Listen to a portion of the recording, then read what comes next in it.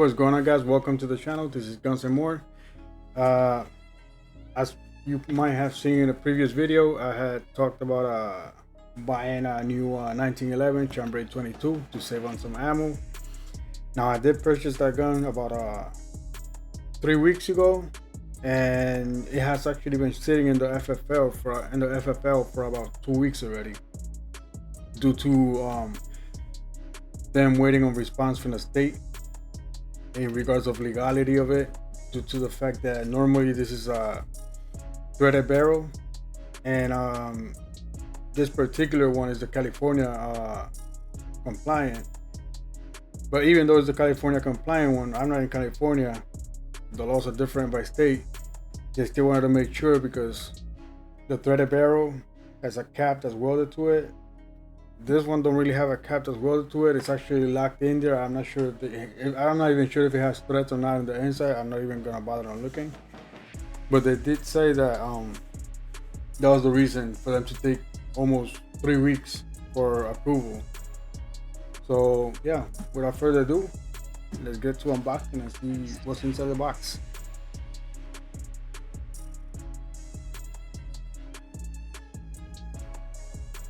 Alright, so when you open the box, you normally get this: unlawful storage of a loaded firearm may result in an imprisonment or fine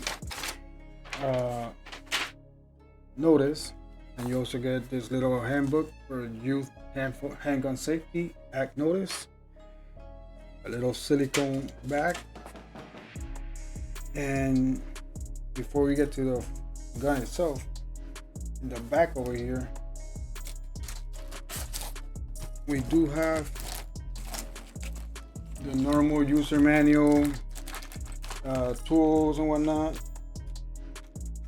I am gonna take out those tools because we are gonna need some of those tools in a minute.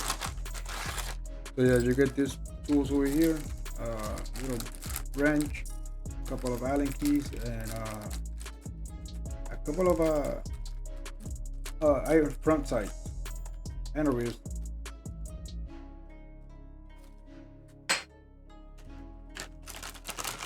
Then over here we got a MAUSER sticker. I'm not gonna use that. The user manual,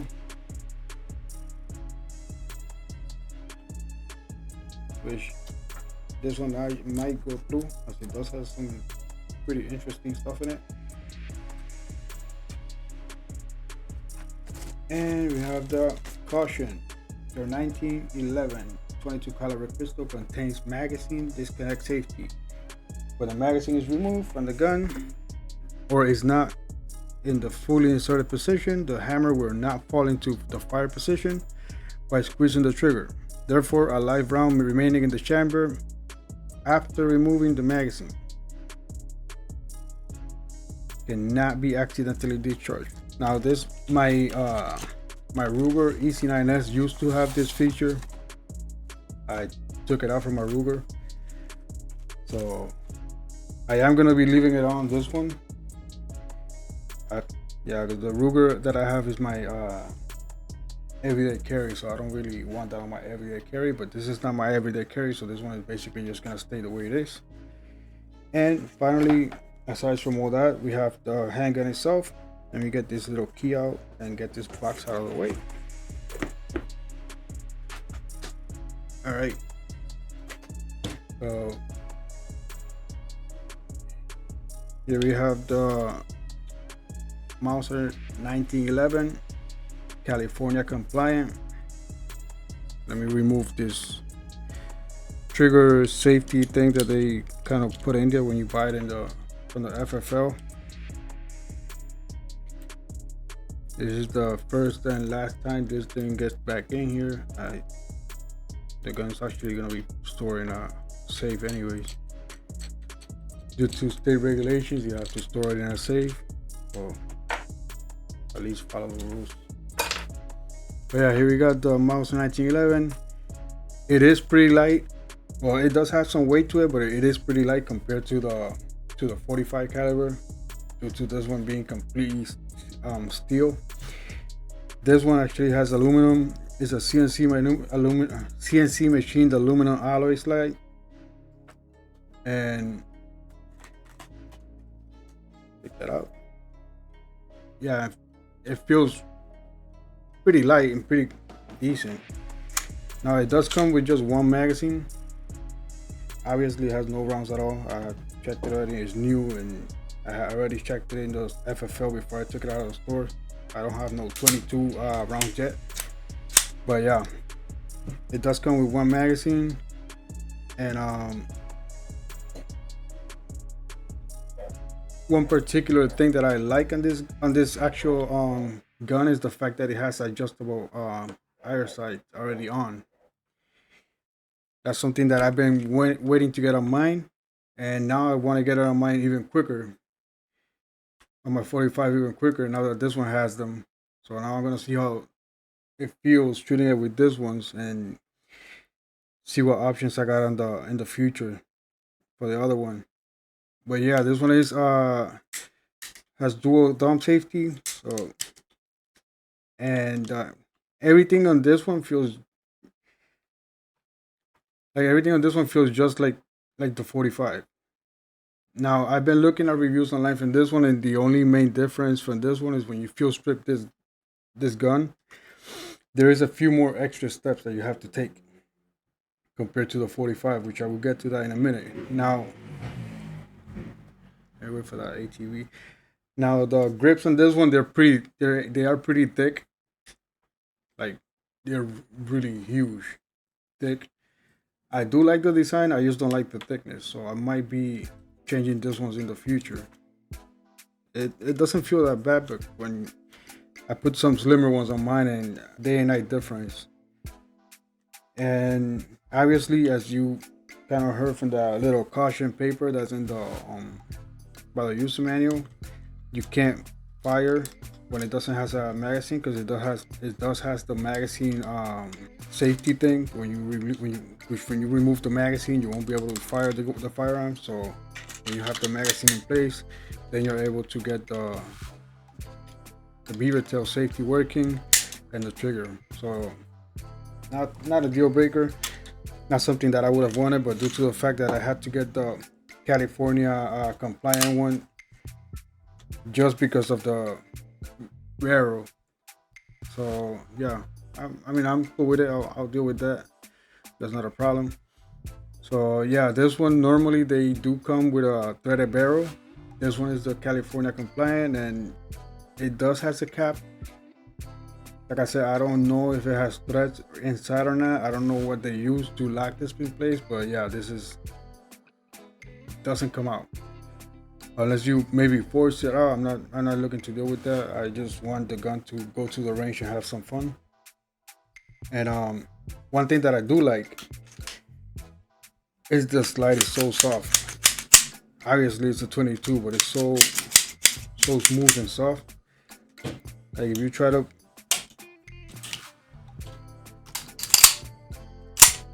rack the slide on the 45, and you really have to put a lot of pressure in this thing. But this thing with just one finger, you can just, no problem. Now, like I said, size comparison with the 45, same thickness. Obviously both full size, so they both are very, very similar. I'm sure most of the parts from the lower receiver are interchangeable at some level. Now I did like the fact that this one already comes with most of the upgrades that I put on this one, because this one didn't come with the trigger and all that stuff, so I did change the trigger and all that. But this one already comes with the trigger. Obviously it's in black, but it comes with the trigger, the hammer, and the beaver tail don't have that little arc going down where it used to have caused a hammer bite. So physically, I love it. I like the way it looks. I like the way it feels. So I can't wait to get it to the range and see how it works. Now the sights, I'm not sure how accurate they are. I like the way they look. That's something that I will have to update you guys in a future video when I use it in the range. I do have some 22 rounds on the way, so hopefully this weekend or next weekend I'll be able to get this one to the range and test it. and I'm thinking of getting the Titman Arms M422. So maybe not this upcoming week, but probably in like 2 weeks. I'm planning on getting that one, so I have at least the handgun and the rifle for when I go to the range. I don't have to use all the ammo for 9mm and 45. All right, so yeah, I mean, that's basically it on the gun. That's basically from the unboxing area of the gun. Now I will show you guys, like when you field strip this one, it's just pretty simple. You just remove the bushing in the front, remove this slide lock safety, and you pull the slide forward. Now on this one, it's a little bit different. It's mostly the same except the fact that there's another step, which, if I'm not mistaken, I will have to use this key. I'm hoping it's this key. Yep. And I'm gonna be removing the slide in this video just to show you guys. I'm sorry about the background noise. All the ATVs are already getting better temperatures, so now everybody's outside. And yeah, so basically, to field strip it is just similar process as the other one. Just move the bushing to the side, take out the spring and the front retaining cap, and you're able to get out the front bushing. This is very similar. I'm not sure if it fits, but it's very similar to the one from the 45. Then over here, you take out the slide lock safety, and this is when you get to that point. You have a when you get to this point on the regular 45, you just rack it forward and you're done. This one, you have this pin over here, and besides this pin, you have this screw over here, which you have to take out. So let me get a little punch and see if I can just push it slightly and have to hammer it. Alright, so let me see how easy or hard it is to come out. Alright, that's pretty easy. Yeah, that's the pin, and then you have to remove this little Allen screw right here.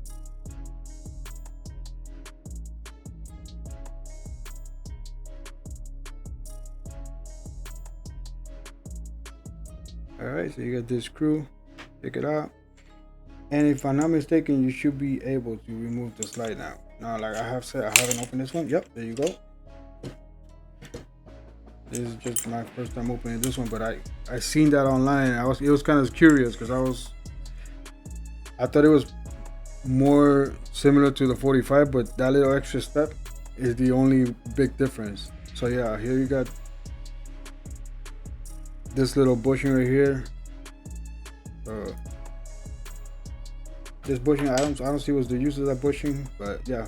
Anyway, just a little spacer for the spring, but yeah. And now when it comes to the lower receiver,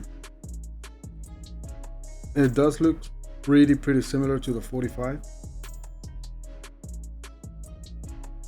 Give me a second. Let me see something over here real quick.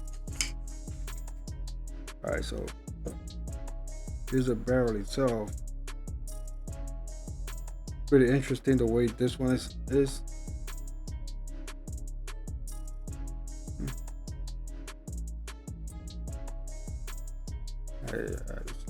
Pretty interesting the way they made it work, but hey, if it works, it works. Now the slide is really light. Yeah, this slide is super light. The only weight on this slide is right here in this back area. This front over here is super light. And it is aluminum because it's not magnetic, and you do have magnet in the back. So yeah, you have some parts over here which are steel, and that's why the weight is all the way in the back. Now I'm gonna take apart the 45 just to compare the two lower receivers real quick.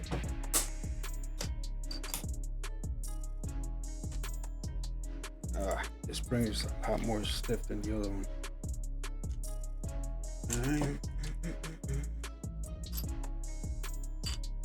Alright, so you see how simple this one is. You just pull it right there, and you're good to go. So this is out. All right, so here are the two receivers. This receiver is about the same weight, so the receivers are same material. Now this receiver feels so different because of those huge freaking grips. Like honestly though, they're huge, and that's the main difference that I feel from the two receivers. Because weight wise, they feel just about the same. It's just that this one feels bigger due to the fact that those grips, which it's not a bad thing. If you have longer fingers, I think it would be very beneficial. My fingers are not that big. I have big palms, but I don't have big fingers, so I kind of like the narrow from this side, from this grips. But it still feels great though. I'm not complaining about it. It just feels a little weird in my hands. Now the receivers itself and the inside looks pretty similar. The only main difference that you see from the inside of the receivers is this over here, which I believe is from the magazine lock disconnecting, and obviously this over here, which this one has a longer rail, and this one is just right here past the pin. Now, aside those two different, there's not a lot much different. All you see is two dimples over here, which you don't see them over here, and obviously this is going to be different because this is for a different caliber. So I'm just trying to compare the rear over here because this is all different in the front. But yeah, that is pretty much about it with this MAUSER. This is from the company, if I'm not mistaken, Blue Line Solution. If I'm not mistaken, the website it says BLS. So that's Blue Line Solutions, if I'm not mistaken. And I did pick it up for a good price. They had it for $360 if I'm not mistaken, but I found it on the website from gundeals.com, and I ended up paying 200 and I believe it was 223 or 233, something around there. Yeah, but it was the price was pretty good, and I mean it feels good. Now I just have to wait to get to the range and test it in the range. Hopefully that video can come to you guys next week. Like I said, I'm waiting right now on the ammo, so I have all that on order. I purchased the Remington bucket of yeah, it seems pretty complicated to get in there. I purchased the 1400 rounds of Remington. Got a pretty good deal with it. So yeah, this thing is pretty complicated to put it in, just because of the fact that you have this one doesn't have that little pins that this one has over here. This one is actually a big bulky has a big bulky mass on here that you have to get it in that groove. So yeah. Alright, I think that it went in. There you go. That's not that bad. I just have to get it aligned a little bit more. So yeah, let's put this pin. Then we screw the little Allen bolt again in there.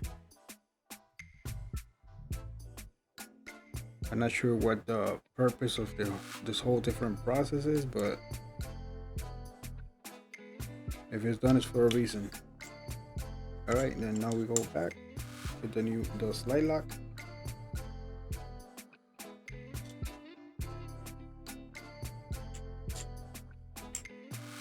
And we're basically good to go. Put the spring in there and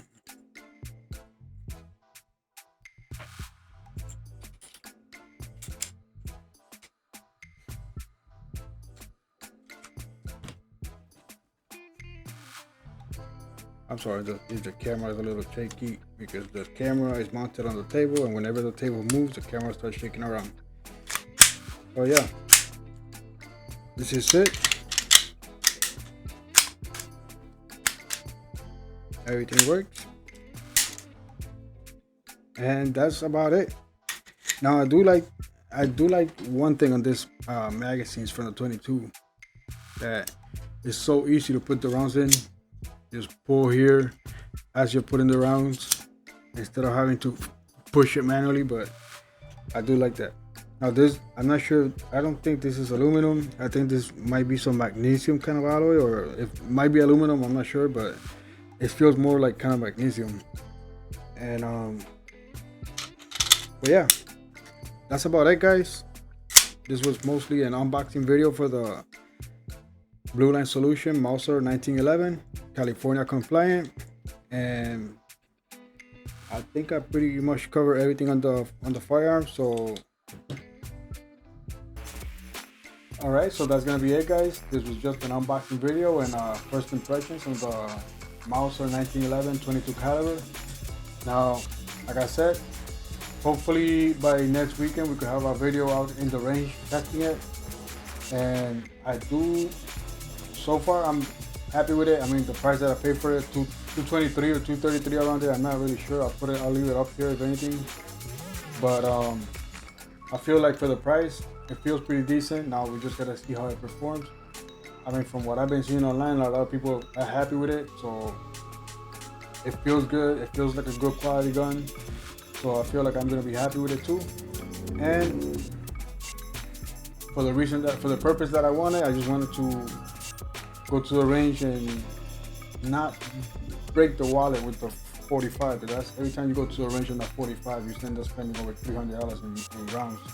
So at least on this one, I could just buy a whole bucket and just practice a little bit. And then whenever I want to get some serious practice, then I'll go with the other one and shoot.